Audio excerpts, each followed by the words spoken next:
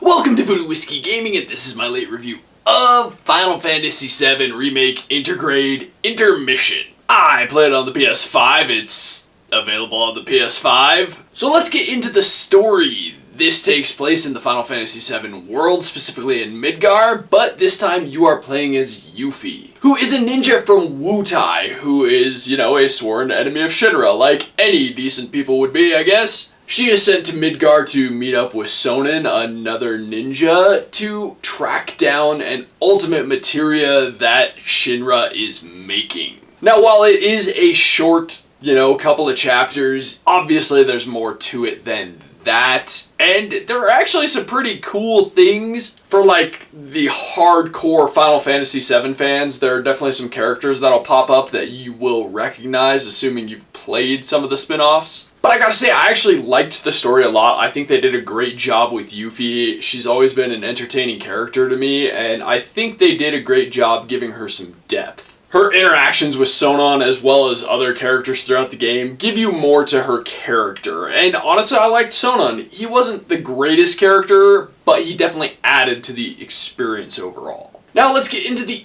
audio, and it's Square Enix, it's Final Fantasy, it's got some great music. There is a song that, there's 12 different versions of the song, and I thought that was kind of impressive. Not that I liked all of the versions, I just thought it was entertaining that they did that. But as for the rest of the music, I really enjoy the rest of the music. Final Fantasy has always had wonderful music, and this game is no exception. I shouldn't say game, but add-on, DLC, whatever you want to call it. As for the sound effects, it's Final Fantasy. It's a high-quality add-on. The sound effects are great, whether it's the combat, whether it's just the slums, whether it's, the atmosphere itself. And then that obviously goes into the voiceover work. The voiceover work is top-notch. I was really, not surprisingly impressed by it, but I was impressed by it. Let's get into the gameplay mechanics and whatnot, and it is a third-person action RPG, just like Final Fantasy VII Remake was. The difference is Sonon and Yuffie are your only two playable characters, and so you gotta get used to using them both, and you don't get the same variety you do in the main game, but I actually really liked it. Yuffie definitely fills the role more of a caster, while Sonon is the tank kind of guy. But it has all the stuff you're used to in Final Fantasy. You level up your materia, you level up your weapons. I say used to, but I mean from the remake. It's got all of that same gameplay mechanics. It's got a good amount of mini-games too. There's a lot of side stuff. Fort Condor was actually a lot of fun, and I had a good time with that. There were some other side missions that were enjoyable as well, although I would say that was the most enjoyable one. But there is one challenge that I couldn't fully complete. I got through most of the levels of it, couldn't get through all of them. I'm sure there's people out there who are having a blast getting to that point, but it wasn't me. Let's get into the controls. The controls are awesome. I mean, they work really, really well. It did take me a little while to get back to those controls, just because it's been a while since I played Final Fantasy VII Remake, but once I got the hang of them, it was easy to do. I never had any complaints with aiming. I didn't have any complaints with the controls responding or moving or anything. I mean, great controls. What can I say? Lastly, the graphics.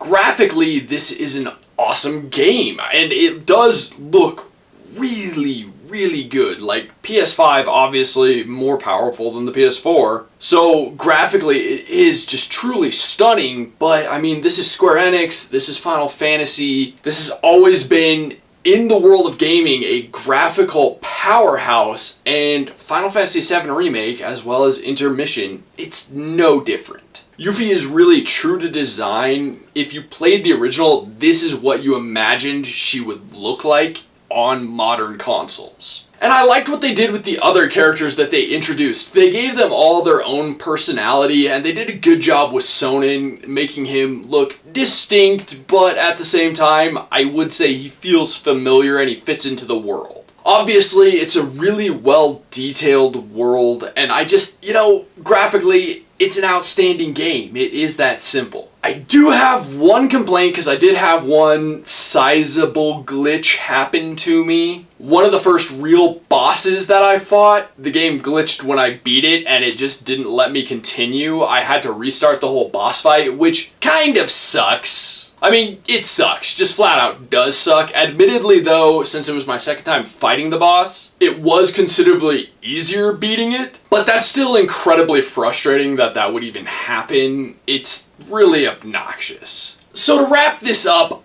I was impressed by this, and I think it does a good job. I think it's very clear that it is meant to, you know, introduce some things that I don't know if it will lead to a remake of a spin-off, just kind of hoping, or some things that will bleed into the next game, but it obviously does tie Final Fantasy VII Remake into the upcoming Part 2. That's what it was meant to do, and I think they did a good job with that. I was really happy. I liked the cutscenes at the end.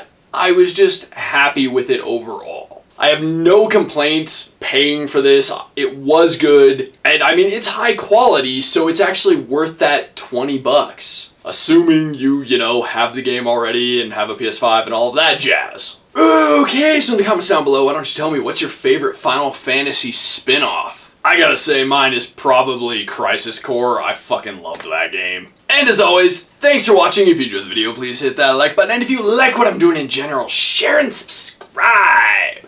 Have a good one.